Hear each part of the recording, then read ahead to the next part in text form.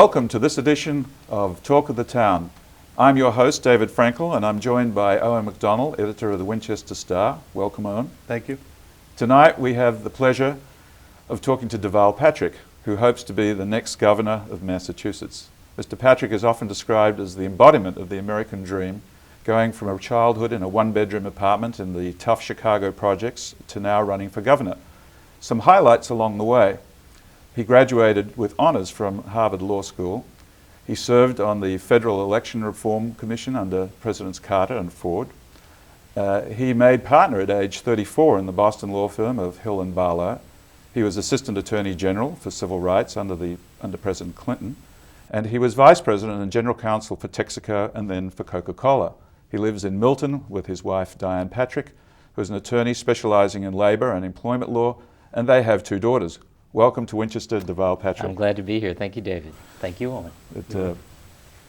I was going to hand the floor to Owen to start with, to talk a little bit about the thing that is, I think, on a lot of Winchesterians' minds, and that's the tightness of budget. We had a failed override, and a lot of concern about how to make things right in that respect. Owen. I think as David pointed out, there's been a failed override. I think the primary concern for Winchester residents is a fiscal one, and it's driven primarily by high enrollment at the schools and increasing enrollment and a steady stream or diminishing stream of revenue. And what are your thoughts on where the state can step in to help towns alleviate that, particularly with regard to Chapter 70 funding? For schools? Yeah. Well, I think there are a couple things going on here. I do think the Chapter 70 formula needs to be updated, and I think every school system that I've come in contact with in the last, just the time we've been moving around for the last year and a half in the campaign is hungry for more resources. But I think that the more fundamental issue is the balance right now between local aid and property taxes. And frankly, there is much too much pressure on property taxes, not just here in Winchester, as I've heard about it, but really all over the Commonwealth. And that's a part of this fiscal shell game that I feel we've been playing, Owen, where when we, every time we roll back the income tax, the state income tax, we pay for it with property taxes and higher fees. And so what you get are these corrosive conversations in lots of communities about 2.5 overrides year after year, where somebody says, look, my kids are out of the schools, I don't care anymore. But mostly what you get is, I can't afford it. I'm on a fixed income, or I'm out of work, I'm on a limited income, I can't make this work. So I propose to take the current surplus and return it to cities and towns in the form of local aid and in Chapter 70 funding, so we can begin to get the pressure off the property tax, because I think that's the tax to cut. And so that we can help cities and towns provide the services residents say they want. And that's the other part of the equation. People don't say they don't want the services. In an emergency, people don't say in Winchester or anywhere else, tell the EMT to take their time. Come when you like, or I'll dig my own road, or repair my own sewer line. People want the services, and I think it's incumbent on leadership to connect up what people pay to the services that are delivered. And I just make one last point. I don't think that the solution is just for the state government to write checks to cities and towns, because what I'm looking for is a stronger partnership, which includes an agreement by cities and towns to join me in better planning, because I don't think we plan very well, not regionally and not as a state. So when we look at things like our long-term transportation needs, or where and what kinds of economic development to emphasize, or affordable housing to construct, those are things that have to be done in a way that is planned and is thought about and is well coordinated. And I don't think we do that as well as we can or should in our own interest. So that's the quid pro quo I'm looking for in returning more local aid. And how would you elaborate on that in terms of one of the things Winchester's experienced is enrollment growth? Right. And Winchester actually is a victim of its own circumstance. It has very successful schools. It does. Very desirable community. Right.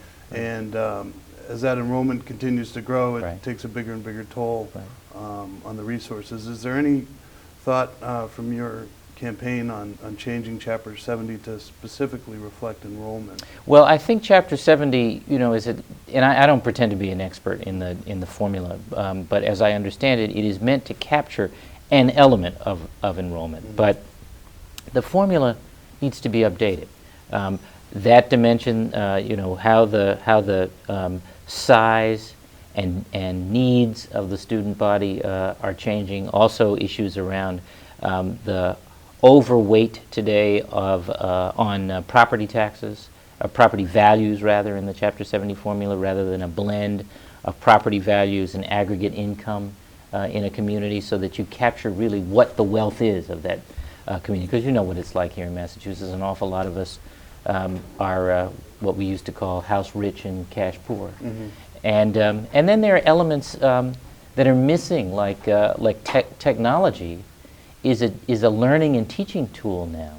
That's not reflected in Chapter 70 funding today. So there are lots of elements of the formula that I think need to be addressed. And frankly, how we think about the way we support special needs kids and the special ed funding, and how the circuit breaker is funded or not, as the case may be, what the threshold is, that has to be a part of that whole equation as well, in my view. There seems to be, particularly with special ed, you know, the randomness of the genetic dice throw. Right. With such small towns, they can really either luck out or really be punished. That's right. By just even 2 or 3 students. That's right. Any thoughts on how to create maybe a broader insurance pool sort of thing? Well, you know what I find is that particularly special ed advisors, that, you know, the SPED director is in this vise where he or she knows that the student and the student's family are entitled to services under law, wants to provide those services, but at the same time hears the voice of the superintendent, if you will, in his or her ear saying, "Don't bust the budget." Mm. And you know, it's not that, and it creates this really, I think, unproductive dynamic. Mm. I think the idea of the circuit breaker, the concept of the circuit breaker, makes sense. The notion that the state takes a portion, and the major portion of the most extreme expenses, yeah, in the most extreme cases. But the problem is that the circuit breaker hasn't been fully funded. That's one problem. Mm-hmm. The other problem, and I'm just really beginning to think more deeply about this, is that the threshold for when the circuit breaker kicks in may be too high. Yes. Right now it's about, I think, about $35,000 per child. We may want to think about how we lower that. Mm-hmm. I think most communities believe that there is a responsibility to take care of at least the routine, but at least some basic needs that are for special needs kids, that ought to be a part of the community's role. But that for the more extreme cases, it is a budget buster, and the state has to be a better partner in that. Yeah. To shift topics, I want to take you 8 years after your potentially successful election bid. Yes. To, I guess it's 2014. Oh, yes. And say you've... White hair or no hair, yeah, wrinkled and wizened. You're a little grey. Bitter. And hopefully not bitter. But you've had a very successful 8 years, and you're looking back over your success. What does Governor Patrick look back as the 3 greatest successes that you've had, that you're most proud of? It's a great question, David. I can imagine great successes for all of us in how we grow and make more just the economy, in public education and in healthcare, and I'll elaborate on them. I think in terms of economic growth, I see us, frankly, historically, having a great emphasis on innovation, and if it's life sciences and biotech today, I think it will be alternative and renewable energy tomorrow. The technologies, the products, the services. So in 2014, I'd like to imagine us and believe we can become a global center for that technology, for global renewable and alternative energy. And not just the wind farms. I support the wind farm in Nantucket in Nantucket Sound. But But the companies that build the turbines and the ones that manufacture and install the solar panels and consult around the conservation techniques or assemble the hybrid cars, the whole diversity of opportunity.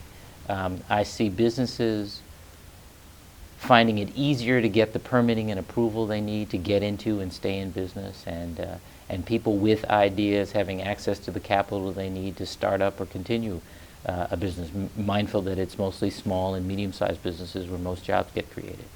So a much broader based, more forward-looking, stronger economy that is also supported by broader availability of affordable housing, especially rental units, close to transportation.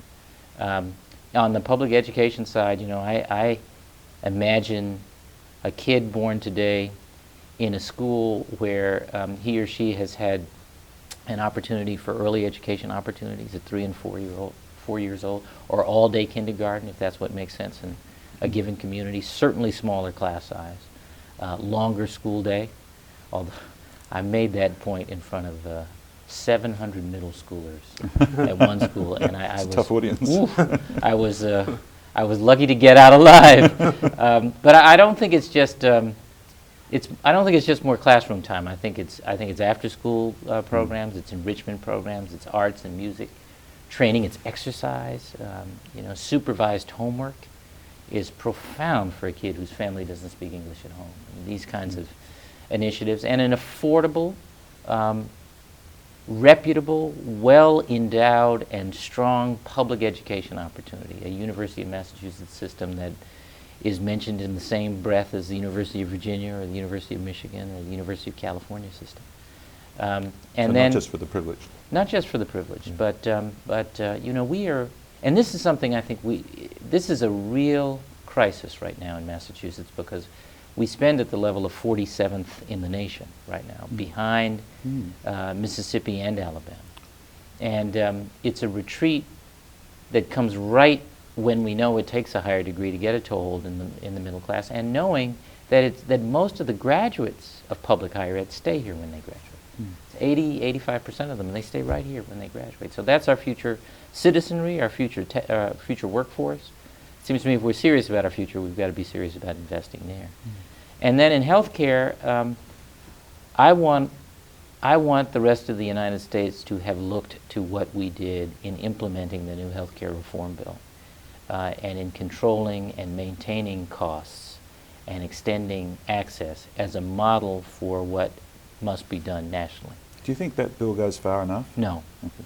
I don't. I think it's a step in the right direction, though. I think that we owe ourselves a conversation about single payer. I don't think we're ready for it. Maybe what I should say is I'm not ready for it. For one thing, I don't think we have a common vocabulary. People mean everything from a Canada-style system to a common clearinghouse for reimbursements and everything in between. And I don't think we have that vocabulary just yet. I was in Australia actually when living there when it's where I'm from. Yes. When they brought it in, it was the first left of centre government since since World War II. It was in 1974 and actually 1972, and they went from very much the sort of a patchwork quilt of underinsured and private insurance to a system that looks a lot like your social security system. Yes. Everybody paid a certain percentage up to a cap. Right. Like everybody blanket the minimum coverage, Right. and then private made up the difference. Right. It's been very successful Right. ever since, and that's a single payer. It's the person's individual responsibility, not the company. Yes. That is, having lived under both systems, I have to say, It's I certainly prefer that. simpler. It's interesting because there are models in various hybrids of those models all over the world. And as I've gone through the campaign, an awful lot of people who thought very deeply about this have helped me think more deeply about it. And then, of course, there are circumstances that are unique, not just to Massachusetts, but to the United States. But the reason I think we owe ourselves that conversation, again, I'm not foretelling where that conversation will tell us or take us, or even where my own thinking is yet. But the reason I think we owe ourselves that conversation is that if you compare our current healthcare system to Medicare, for example, which is a form of single payer. We spend 30 cents on every dollar administering the healthcare system we have. 30 cents on every dollar, as compared to Medicare, where we spend 6 cents on every dollar.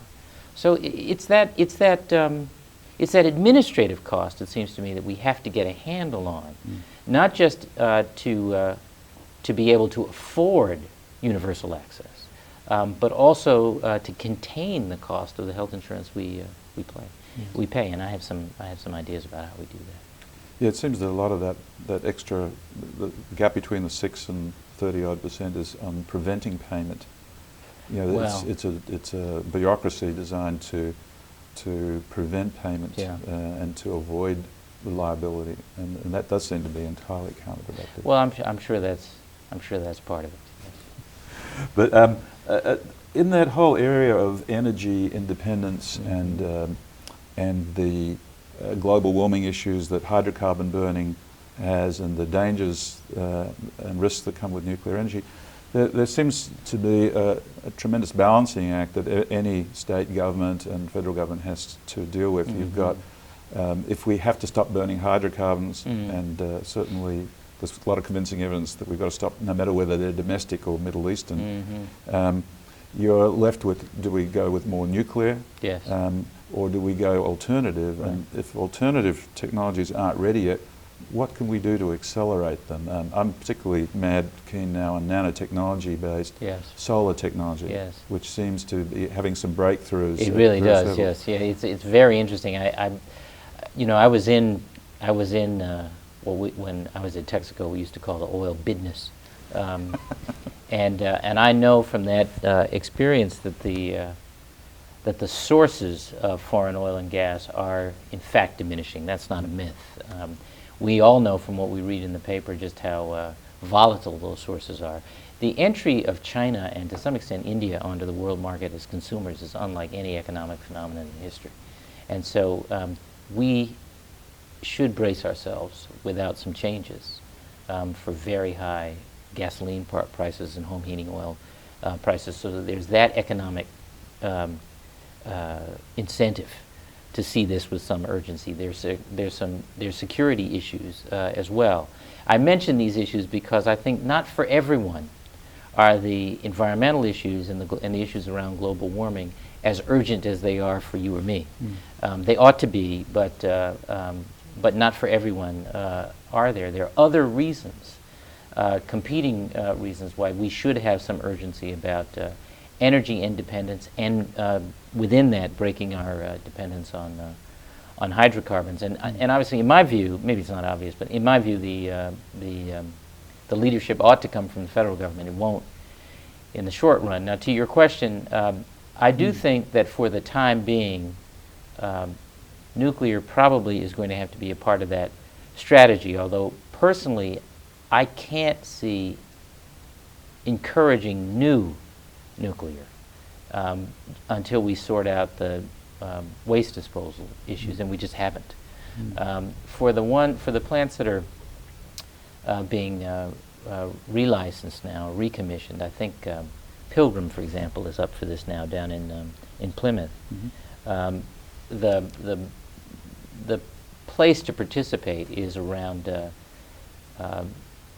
better storage techniques. There's something called dry hard cask, I think it's called, which is a technique that is somewhat safer than what they use there. And in other words, these kinds of conditions, a better evacuation plan than the one that has apparently been approved so far. These kinds of conditions ought to be a part of the relicensing consideration, but I don't think it is likely that we're going to be able to persuade FERC, nor do I think it's necessarily wise today to persuade the federal authorities not to recommission. There are other energy sources, of course, we also should be paying attention to. I mean, you mentioned nanotechnology, solar. I know a little bit more about solar than I do about the nanotechnology that is driving some of the solar technology. This company Evergreen, though, here, do you know them? I've heard about it. I haven't investigated them. Out in Worcester, right here in Massachusetts, probably one of the global leaders in solar technology. There's one up in Lowell too. Yes, and which is a nanotechnology center. Yes. The University of Lowell has become its own nanotechnology center, and good for us. But I'll tell you, there's Evergreen, a global leader, about to open a brand new state-of-the-art big manufacturing facility, and they do it in East Germany, not here in Massachusetts. And no one even asked them to consider Massachusetts. Is that still silicon semiconductor based? I think it is. I think it is, but I'm not So sure. the one that impressed me recently is a company called Nano Solar. Just got a $100 million round over in Silicon Valley. And they are using nanotechnology, and there's two reasons why that's very profound. One is that it reduces it to a lithographic process, like just a printing process. Yes. They will produce 500 megawatts a year of capacity out of that plant. Yeah.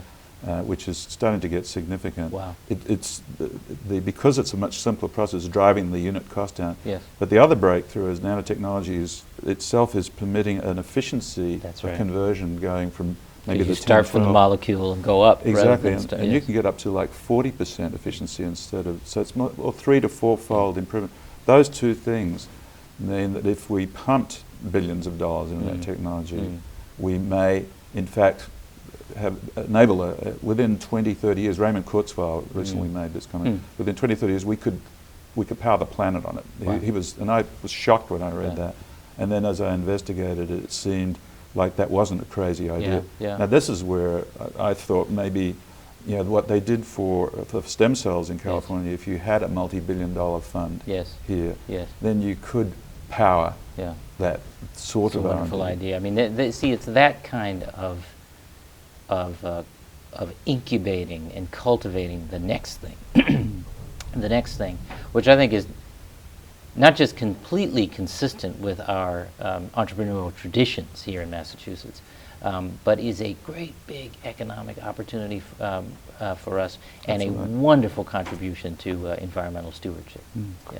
And how do you encourage it? I mean, I think on one hand you see the consumers are ready Yeah. for some of these things, and then the companies are developing, Mhm. but for some reason it's not meeting in the middle. How do you attract these particular companies or technologies to Massachusetts? To come to Massachusetts. You know, it's so interesting, Owen, when candidate Romney was running, he talked about the governor's opportunity to serve as chief salesman or booster for the state, and he's right.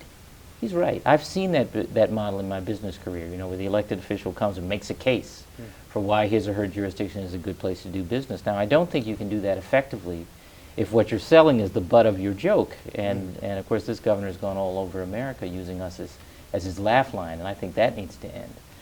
But the point about using the position of governor to encourage investment, to be active in the partnering with the chambers of commerce and frankly with the university system, public and private, to encourage companies to come here and invest here. This is something other states do.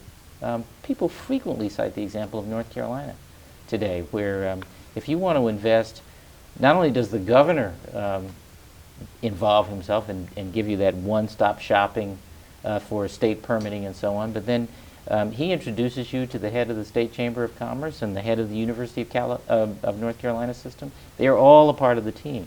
So I do think there are practical things that we can do that, and I don't take things like tax holidays off the table to encourage that kind of investment with the right conditions. But how we simplify our permitting and approval processes, how we connect up those folks with those great ideas with this incredible concentration of venture capital we have here in Massachusetts, how we encourage investment close to our institutions of higher learning, not just in Kendall Square in Cambridge, but out in the central and western part of and down in the south coast in the Commonwealth as well. These are all things that lend themselves, I think, to public leadership, not necessarily public money. Automotive emissions, the sort of thing that California has really led the country in for a long time, and Yeah. the CAFE standards that, Yes. that they implemented. I think that's been tried in the legislature. I don't think we've ever had any. What's your feeling about more firmly embracing those and putting more pressure on Detroit as a result to up the ante on? Well, David, you know, the California has probably had more impact and would have more impact than we would in Massachusetts just because of the scale of Sure. California. Our activity around emissions is likely to have its greatest impact if we act regionally. And that's why I think the Regional Greenhouse Gas Initiative was such a promising idea. A lot of work went into it, and Massachusetts was at the table negotiating it until the very end, and I guess we walked away, and our neighboring states, I think all the way down to, from Maine all the way down to Delaware, I think, joined. We have not, and as governor, I would join Reggie. I think it's not perfect, but I think it's an important step, and it's an important symbol of the kind of regional approach that it will take if we're going to have some real impact on influencing Detroit, or influencing, frankly, our emissions output in a meaningful way. One of the just returning for a second to healthcare, one of the things that has really I guess risen to the top of the agenda for a lot of people as the boomers start to retire, and, Yes. and they start to have more chronic illnesses, Yeah. drugs and the cost of them, and the federal government's position on, even with this new drug card, of actually restraining the bargaining process, has led some to try to import from Canada and so forth. What is there a remedy that's the states can take more control back of this kind of thing? Well, I sure hope so. I think that that restraining the ability to bargain is a huge mistake. The reimportation is something I support, but it's a Band-Aid. It's not a long-term solution.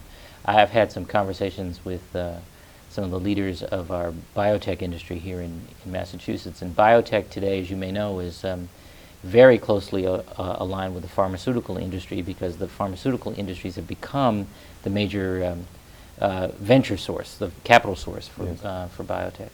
And they're, of course, very uncomfortable in biotech with the idea that a state that wishes to be a center for biotech research and life sciences, the life sciences industry, would at the same time encourage reimportation of pharmaceuticals from Canada, for example, because that's their interests collide.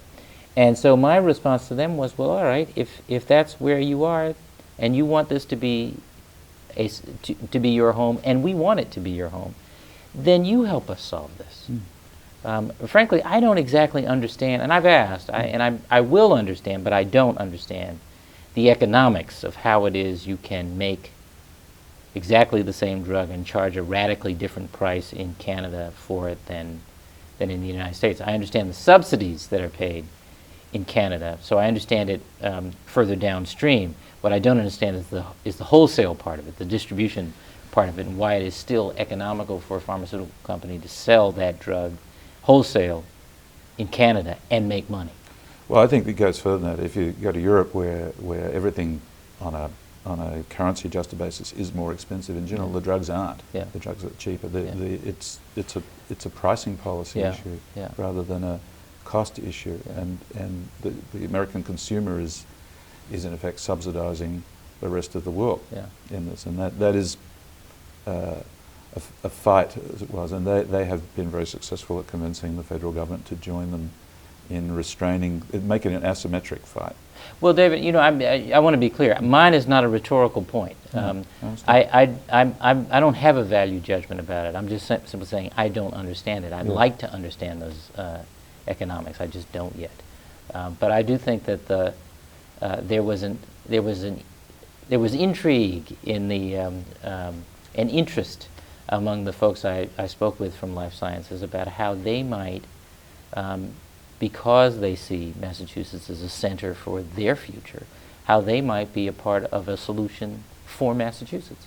Yes. And I love that kind of prospect. Yeah. That would be good. Yeah. Speaking of the life sciences, there is one sort of contentious issue burning away quietly, and that's the implementation of a very high hazard biolab that's being planned, and with the potential for quite a bit of divisiveness, I Yes. think, in terms of fear of what happens when it goes wrong. Right. Have you had a chance to look at that at all? What's your feeling? Some. I will tell you, I've spent more time with one side of the question than I have with the other, and I want to spend more time with the other before I make a judgment. But you're talking about the Level 4 lab Yes. in Roxbury. Yeah. You know, I understand why it's proposed for where it's proposed in terms of its proximity to the Boston Medical Center and the research facilities of the medical school. I understand that part.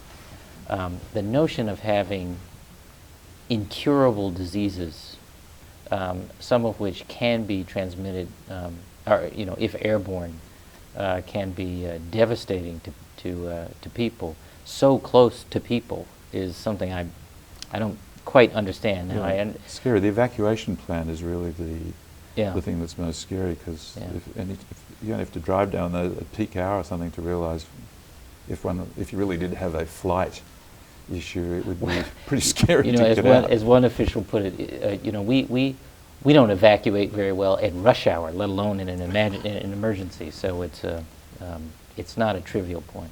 Mm. Here's a delicate subject. We've got clearly enormous political differences between the centre of gravity of political beliefs here in Massachusetts versus the federal government on a whole host of issues. How far can you go? I mean, we've even got townships passing impeachment resolutions. How far can a governor and a state legislature do to put distance between themselves and a representation of America as a breacher of the Geneva Convention and the United Nations Charter? Yeah. It struck me, this is a confederation, this is the Commonwealth of Massachusetts. Yes, yes. What latitude do you see in taking strong positions on you know, these issues? I think there is some latitude, but there are a lot of the sense of divisiveness as between the power of the federal government and the power of states. I really thought got settled in the Civil War, and that we ought to move on. I mean, I am a part of the opposition, but it's the loyal opposition, and I think I think as a practical matter, frankly, a governor must retain a working relationship with the federal government because there's so many things that require a partnership. What's exciting about being governor of the Commonwealth of Massachusetts, or frankly any state where the appetite of the citizenry is ready, is that there's so much room for experimentation today. I will say, though, politically, that sometimes I think Massachusetts is misconstrued. You know, we are not. There are more unenrolled independents in Massachusetts than there are registered Republicans and registered Democrats combined. And that's growing faster too. And that is isn't it? growing. And I think that's about a whole lot of us saying, you know what, we're not buying 100% of what either party is selling. We're making judgments about the needs at the moment and the leadership capabilities of the candidate, and not so much about the party. And I understand that. I do think, though, that because we are a discerning populace, that some of the conventions of how you run a campaign really don't apply. At least that's what my experience has been. This notion that, you know, people fit in the box. You can be liberal in the primary, and you've got to be moderate in the general, or you know. That I think, frankly, most people are tired of the extremes and being crammed into a box. We are most of us. We make a judgment about what we think the right outcome is based on the issue. And I think that what people are hungry for more than anything right now is candor and leadership. And that's what I'm trying to offer in this race. Yeah, you do, quite frankly, seem like the ideal crossover candidate, actually. Well, I hope you're right. I do We'll too. soon see, right? What do the polls tell you on that subject? Well, the polls. We are. If you can trust them. Well, that's the thing. They're snapshot. You know, right now, our campaign is 10, 12 points ahead in all of the polls. But I don't expect that will be the way it is on election day. I think it'll tighten. There'll be, you know, my opponents are up on television already. That will affect things. We have committed to run a very positive campaign. It remains to be seen whether the other candidates will behave that way. That may move the numbers. I just don't know. Every day we're out here trying to run a very grassroots campaign about getting out to neighborhoods and where people live and where they work, and asking all those folks who checked out, and there are a lot of them, to check back in and to see their stake in their own civic and political life. The net, I guess we've got some interesting visitors in the roof here. The net outflow of population in Massachusetts is kind of almost unique in the Union. What do you feel is the cause of it? What do you feel we can do about it? Well, you're right that we're the only state in the nation to have lost population in each of the last 2 years, and most of them, by the way, are young, well-educated. It's an important dimension of our future that's leaving. There's a well-documented reason, and then there's a less well-documented reason, one that I pick up a lot on the campaign trail. The well-documented reason is the high cost of housing in particular. And I don't think that is a challenge, but it doesn't lend itself, at least as I see it, to a magic bullet. I think there are a couple strategies that will help over the medium and long term. One is supply. We just don't build very much multifamily clustered rental units or starter homes. We have one of the lowest start rates for both of that type of stock in the country. And developers say they would do more, but the process of getting the approvals is so long and so zigzagging and so uncertain. A lot of communities say they make it that way, and this is back to a point that you asked about, Owen, because they don't have any way in communities to deal with the impact of those families on the community, on the schools and on the infrastructure and so on. That goes back to that fiscal shell game that I was talking about. I think, so supply is one. We need more, and so when I talk about restoring local aid and Chapter 70 funding and simplifying regulation, that is a part of this, is how we encourage more of the kind of housing we need. This is increasingly a middle-class issue, not just a poor person's issue. Yes. The other strategy, though, that I think matters is public transportation. Because if you worked in downtown Boston, for example, and you could take a fast train to New Bedford at the end of the day in 45 minutes, for example, or the Blue Line on up to Lynn, it's not cheap, but it's a different housing market. It's a place where you could get a toehold and get going. There's a less well-documented reason, which has been fascinating to me, that I hear from young people in this demographic. Now I'm almost 50. I can refer to folks who are 25 to 35 as young. And that is that they find it very hard to break in here. They can get a job, but they can't break in. It's hard to be a part socially, of. or? Yes, Oh, it's right. hard to be a part of civic life. It's hard to volunteer. Interesting. It's just hard to feel welcome, and that's not something that lends itself to a program. I do think it lends itself to an attitude. Do you think it's a cultural well, we're attitude, very, value? I've been here most of the last 40 years, having grown up in Chicago. In Chicago, it was considered rude to walk down the street and not say hello to people during the day. You'd greet them in the morning. Here, you're thought to be a danger if if you just randomly start saying hello to people. But I think it's not just the sort of sidewalk behavior I'm talking about. I'll give you an example. When it was a few days before, about a week before the Democratic Convention in June, and I was making my calls, calling around to would-be delegates and so on, and I called a gentleman, I think from a town not far from here, let me leave it that way.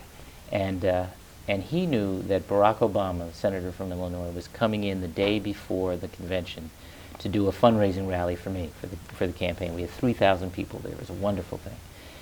And he said, and I hadn't spoken to this gentleman before on the phone, and he said, he said, Mr. Patrick, I've been following your campaign. I'm very excited about it. I'm very intrigued by you. He said, but you don't need to be bringing in all these outsiders. And I said, what do you mean? He said, this guy, we don't need this guy here from Illinois.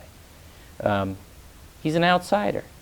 And I said, you know what, sir? Foreigner. I said, actually, we do need Barack Obama. What we need to do is start to look out, not just in. We need to assert ourselves as a center for the folks with the best ideas and the greatest creativity and the most innovation, as a destination for folks like that.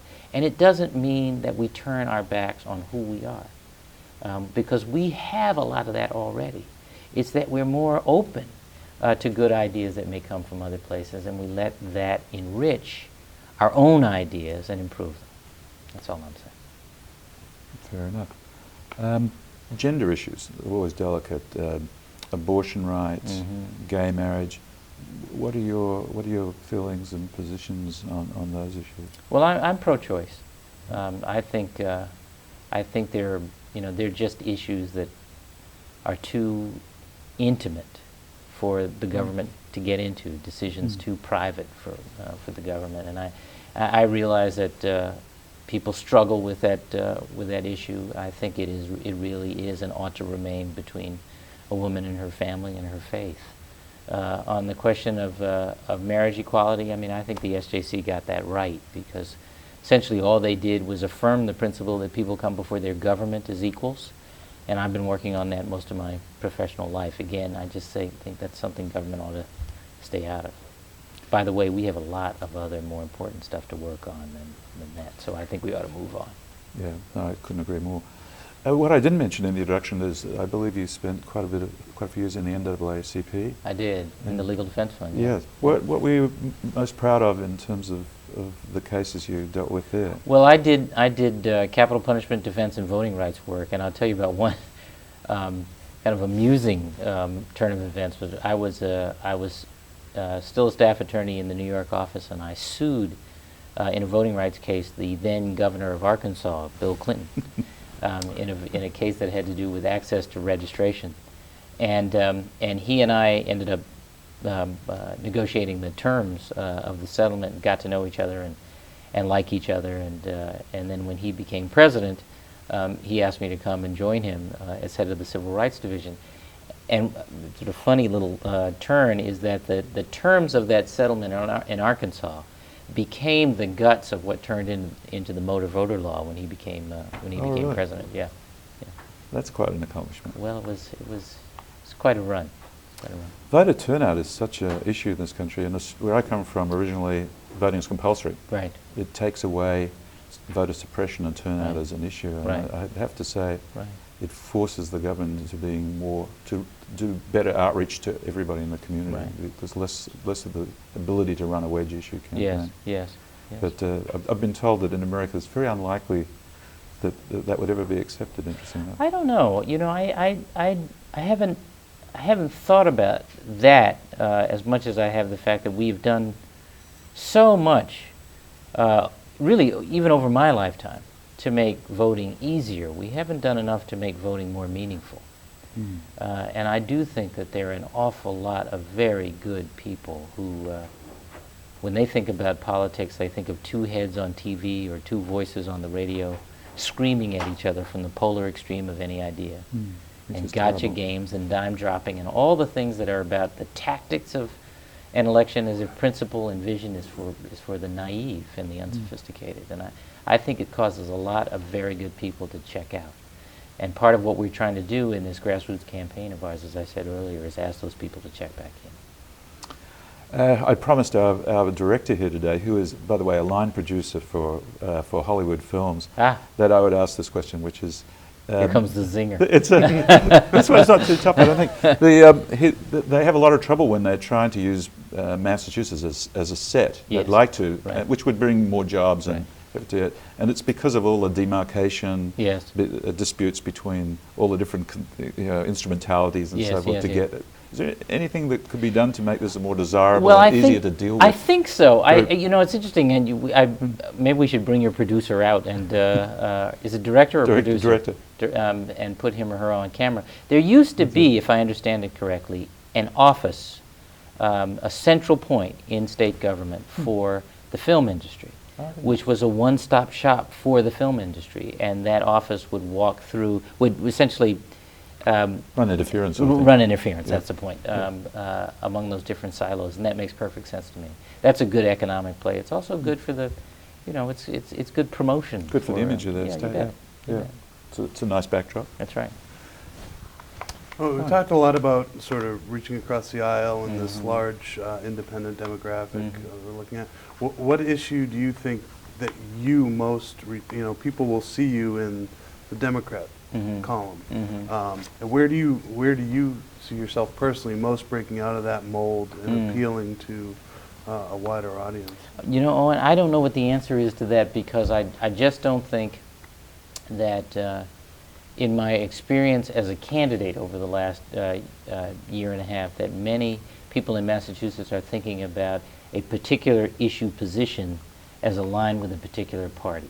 I mean, we have lots of pro-choice Republicans in Massachusetts, and we have more than a few so-called pro-life Democrats, for example.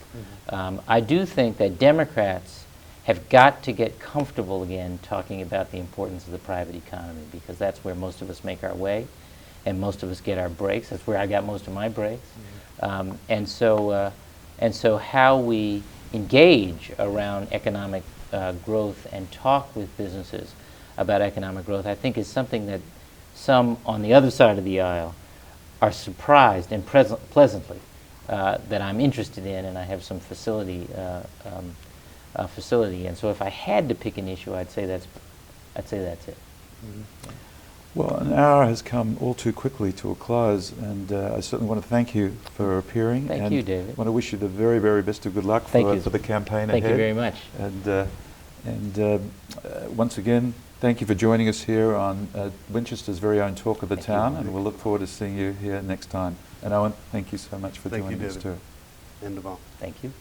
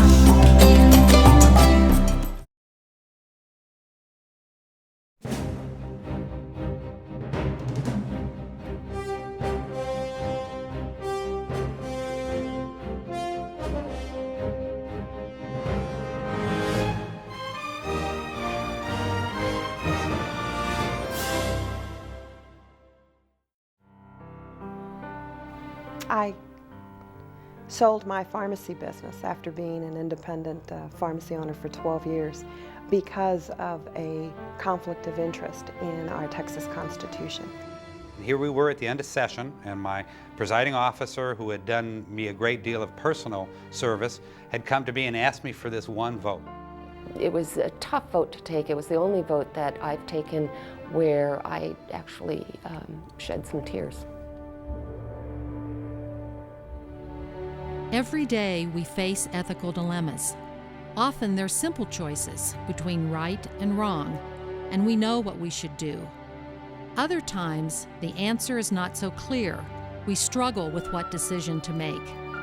For elected officials, the consequences of these decisions are even more pronounced because they affect the public at large. State legislators, like their constituents, depend on their own values, their own personal ethics for guiding light. An ethical person is someone who is committed to service and is committed to doing what is right. Ethics is not just a set of standards or rules in a book that you look at occasionally. I think of terms: honesty, integrity, principle. When it comes to ethical nature of each one of us, It's much like a muscle. We become more fortified the more we use it. And if you leave it on the shelf, it may tend to get a little weak and soft. It was a decision that I had to come to after examining what is commonly referred to as the anti-terrorism legislation or anti-terrorism agenda. One of the things that we found in my state is that we did not actually have a crime that was defined as terrorism. The committee looked at how would you define terrorism, and then, more to the point, how would a convicted terrorist be punished in my state? This developed into a personal conflict for me because as a personal value, I don't support a death penalty. And yet when I was confronted with the other types of crimes already existing in statute, and I had to weigh whether or not the crime of terrorism was parallel, lesser, or exceeding those crimes, I felt that, that it was at least on par with, and if not exceeding, those crimes that currently require the death penalty. I had to violate, I suppose, my own personal convictions on that matter. It was one of the most difficult votes I took, voting for a death penalty. It was the only vote that I've taken where I actually shed some tears. There's a lot of people that you can talk to in order to resolve whatever conflict you have in your mind. You can talk to your speaker, you can talk to your committee chairman, you can talk to your colleagues who are pretty close to your area who share the same values that you do. Listen to that conscience, because if you have the slightest doubt, someone else might. So be open, be candid, be honest. Do your homework so that you can be prepared to explain the action that you take. It's always easier for a legislator to walk proudly in the broad scope of daylight with total transparency. Take a moment and decide what are your core values. And then use that as a template and place over each of those tough decisions that come along. One of the most difficult dilemmas I ever had was I was asked by my Senate President, the presiding officer, who incidentally had appointed me chairman of the Appropriations Committee, to vote for a pension benefit expansion that was unfunded. It'd been my firm belief all along, ever since I started serving the legislature, that you should never vote to increase benefits unless you're willing to set aside the money. And here we were at the end of session, and my presiding officer, who had done me a great deal of personal service, had come to me and asked me for this one vote. I mean, will I go along, is the fundamental ethical dilemma there, with something I don't believe in? What I did in the end was went back to the Senate President and said, since the budget hadn't passed, that as chairman of the Appropriations Committee, I would introduce a budget amendment to fully fund his pension change. If he would support me in that, I would vote for the pension change. In the end, they found someone else that thought it was a good idea without the money, and my vote wasn't needed, but that's how I resolved that one.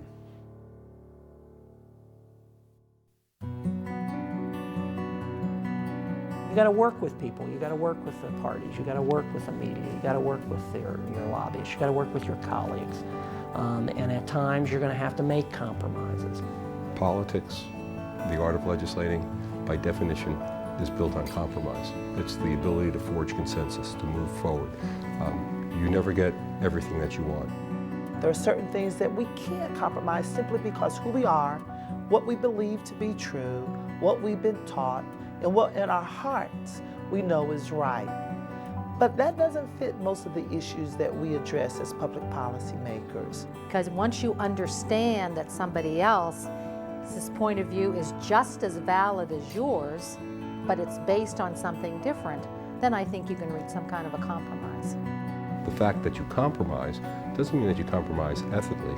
You're being result-driven. You're trying to form consensus. You're trying to move the process forward.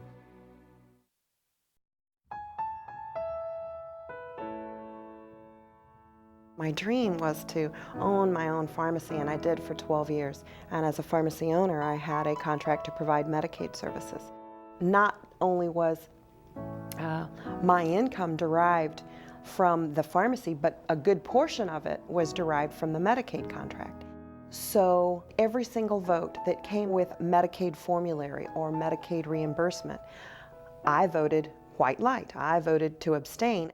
I didn't want anyone in my community or in the state to think that my decisions on health care were based out of a self-serving interest as a pharmacy owner. We have a portion of our Texas Constitution, and in it, it said that no legislator shall benefit directly or indirectly with any contract or any vote, any unit of government. I asked for an Attorney General's opinion on that, and in fact, the Attorney General ruled that there was a conflict of interest. There was so much of a struggle to that I ended up selling my pharmacy. It was a very difficult decision, but when the decision came, one of conflict of interest and one that was, I think, ethical decision. Do I serve all of my constituents, or do I resign my seat and remain the community pharmacist? I chose the public service. You don't get into this business of being a legislator if you're not prepared to take on some of those pressures. The pressures of politics, or the pressures of party, the pressures of your constituents, the pressures of the lobbyists, and your own beliefs. I think it's a job of state representatives to set an example, to give people a sense of confidence in state government. It's really up to us as individuals to discern between right and wrong. Ethical action has consequences and obligations. And the recognition of that, I think, and the courage to stand by your own convictions makes you an ethical person. Ethics is a combination, almost a context question. And being willing to struggle with it is, I think, part of the journey.